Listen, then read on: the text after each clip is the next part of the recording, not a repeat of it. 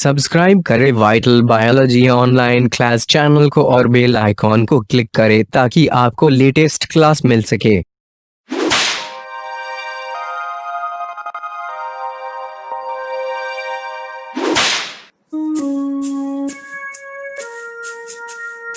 जय गुरु जी बच्चे लोग, जय गुरु जी, जय गुरु जी। तो हम लोग का चैप्टर का नाम क्या है? Respiration in plants. Respiration in plants में हम लोग का टॉपिक था जो समझना है आज की क्लास में, वो है डू प्लांट ब्रेथ। क्या प्लांट सांस लेता है? डू प्लांट ब्रेथ क्वेश्चन है। चलते देखते हैं, आंसर क्लियर करके देखते हैं। Well, the answer to this question is not quite so direct. ये आंसर सीधे नहीं है। Yes, plant require O2 for respiration to occur and they also give out CO2। Plants को भी सांस लेने की जरूरत है। जितने भी धरती पर यूकारियोट्स है, चाहे वो फंजाई हो, चाहे वो प्लांट्स हो, चाहे वो एनिमल्स हो, माइक्रोस प्रोकारियोट्स होता है, उसको छोड़ दीजिए। तो धरती पर सभी के सभी यूकारियोट्स, जो यूकारियोटिक सेल से बने होते हैं उसको हम यूकारियोट्स कहते हैं, वो सब सांस लेते हैं, रिस्पिरेशन करते हैं। और रिस्पिरेशन करने के लिए सबको ऑक्सीजन चाहिए। चूंकि ऑक्सीडेशन होता है, देन आफ्टर बनता है ATP by the help of enzymes through the mitochondria. ये हम सबको मालूम है। ऑक्सीडेशन प्रोसेस करते हैं, oxidation phosphorylation create cycle mitochondria में। तो प्लांट्स को भी चाहिए ऑक्सीजन, और उसके परिणाम स्वरूप as a result by products, respiration के बाय प्रोडक्ट्स में जो वेस्टेज निकलता होता है, वेस्टेज होता है CO2 निकलवे करेगा प्लांट्स में। तो हम लोग ब्रेथ का मतलब क्या करते हैं? सांस लेते हैं, छोड़ते हैं। तो उसके लिए हम लोग के पास सिस्टम है, रिस्पिरेटरी सिस्टम। उसके लिए हम लोग के पास ऑर्गन है, लंग्स है, हम लोग के पास में रास्ता है सांस लेने का, छोड़ने का, नाम है रिस्पिरेटरी ट्रैक। लेकिन क्या प्लांट्स में सब होते हैं? नहीं। तो प्लांट में ऑर्गन हम लोग जैसे नहीं होते उसमें, लेकिन जहां पर रिस्पिरेशन प्रक्रिया होता है जिससे ऑक्सीजन खींचेगा, कार्बन से निकलेगा, वो पार्ट है। पर लीफ में, लीफ का कौन है? स्टोमाटा, जहां पर गैसियस एक्सचेंज होते हैं, अदला बदली होता है। और लेंटिकल्स का देखिए, कभी कभी देखिएगा पेड़ की जो तना होता है, उस तना में फटा फटा फटा फटा क्रैक क्रैक रहता है। मेरा ये हैंड हो गया, मान लीजिए तना, जैसे कि शीशम का पेड़ देखिएगा या आम का पेड़ देखिएगा, तो क्रैक क्रैक छिलका ऊपर में क्रैक क्रैक रहता है, उसको लेंटिकल्स कहते हैं। तो लेंटिकल्स की भी मदद से थोड़ा सा ऑक्सीजन तानेगा और कार्बन से निकालेगा पेड़, प्लांट। बट मोस्टली लीफ के, मान लीजिए मेरा हाथ हुआ, लेग हुआ, तो लीफ के ही स्टोमाटा से निकल जाता CO2, ऑक्सीजन ले लेता। ये तुम जानते हो। There are several reasons why plants can get along without respiratory organ। अब क्वेश्चन ये उठता है कि प्लांट्स के पास में कोई ऑर्गन्स नहीं सांस लेने के लिए, रिस्पिरेटरी ऑर्गन नहीं सांस लेने के लिए, कोई खास नहीं। क्योंकि इसी स्टोमाटा, पत्ता के स्टोमाटा से ही श्वसन प्रक्रिया के साथ साथ में भोजन बनाने की प्रक्रिया भी होता है, उसी में कार्बन डाइऑक्साइड घिसता वहीं से। चलिए तो समझते उसके आगे। Each plant part take care of its own gaseous needs.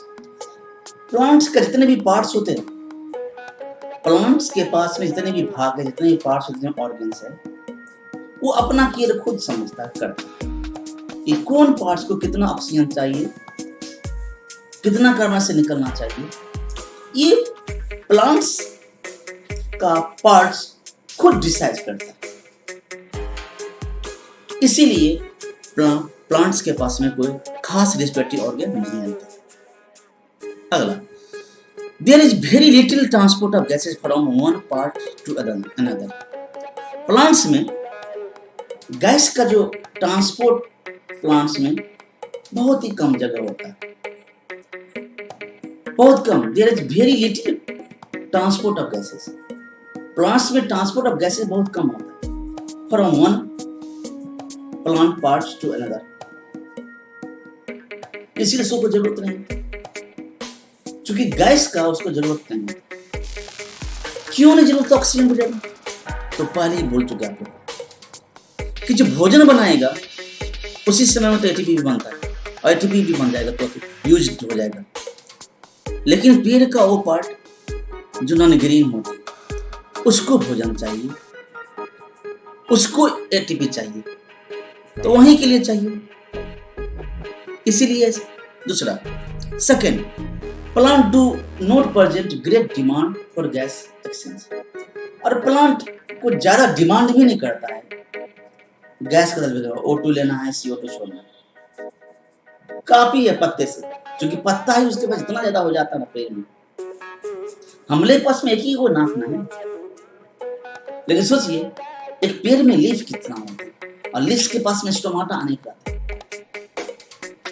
तो काफी है उसके लिए, इसीलिए पेड़ में वो खास एक ऑर्गन नहीं होता। अब roots, stem and leaves respire are the rates far lower than animals. जो प्लांट्स के पास में जो रूट्स है, स्टेम्स है, लीव्स है, वो रिस्पायर करता है। अदर रेट, उसका रेट जो होता है बहुत ही कम होता है हम लोग के तुलना में। उनको ऊर्जा की आवश्यकता बहुत कम होता है हम लोग के तुलना में। हम लोग हमेशा ऑलवेज मूवमेंट करते हैं, लोकोमोशन करते हैं, हम लोग का ब्रेन हमेशा थिंकिंग करता है, हमेशा देखते रहते हैं, सुनते रहते हैं, कुछ ना कुछ टेस्ट लेते रहते हैं। तो हम लोग के बॉडी में बहुत ज्यादा एक्टिविटी होता है, हम लोग के बॉडी में बहुत ज्यादा एक्टिविटी होता है, तो हम लोग को ज्यादा ऊर्जा चाहिए, ज्यादा एनर्जी चाहिए, ज्यादा एटीपी चाहिए।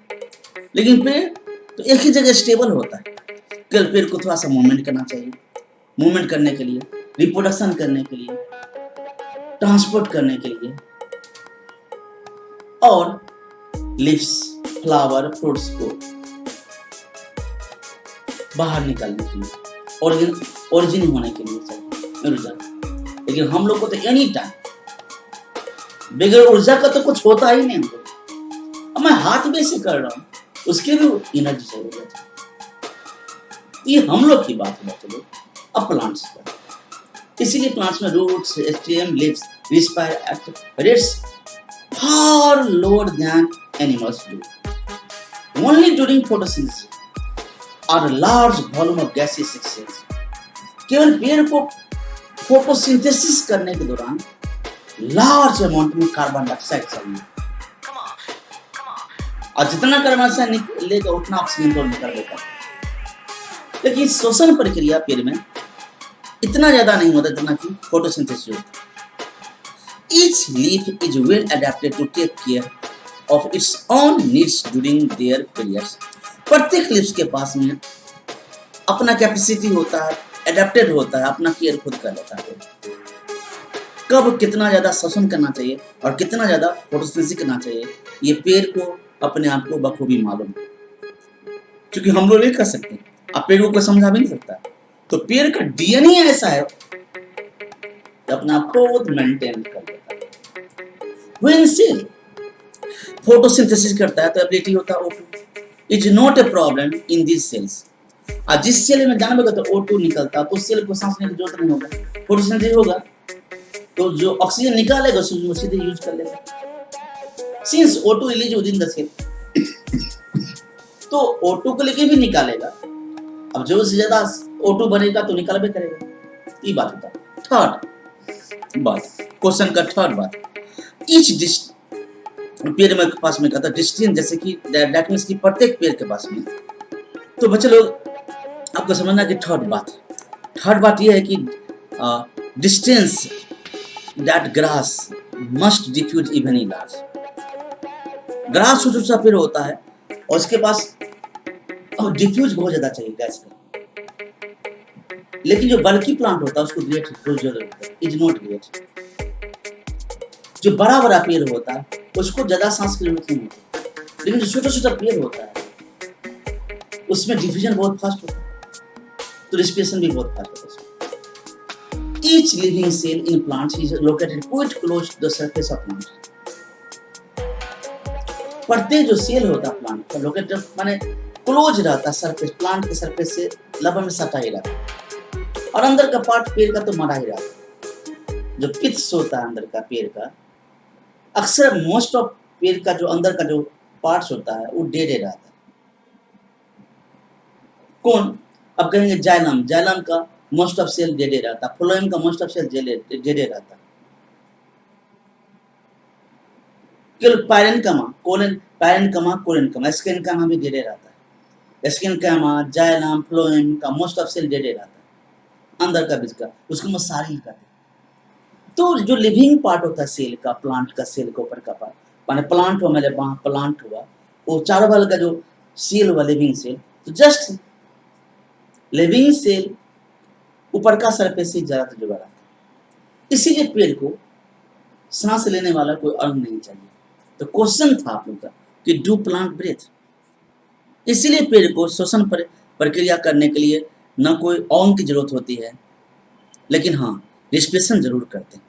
रिस्पिरेशन में ऑक्सीजन जरूर लेते हैं स्टोमाटा से, लेंटिकल से, यही बात होता है।